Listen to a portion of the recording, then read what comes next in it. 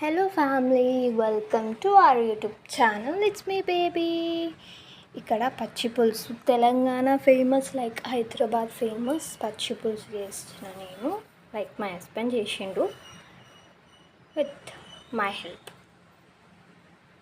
So first ఒక onion, పచ్చిమిరపకాయలని కొంచెం mash చేసుకోవాలా.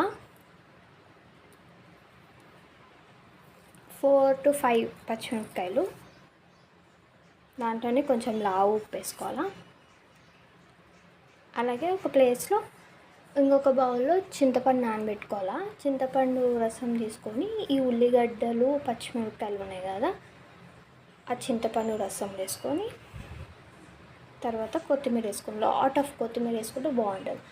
ఆయిల్ వేడి చేసుకొని దాంట్లో ఎండుమిరపకాయలు వేయాలా. ఎండుమిరపకాయలు కొంచెం బ్రౌన్ కలర్ వేగే వరకు ఫ్రై చేసుకోవాలా.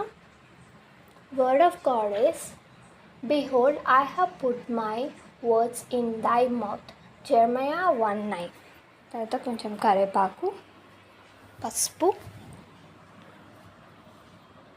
కొంచెం ఫ్రై అవ్వాలా. ఆవాలు, జీలకర్ర,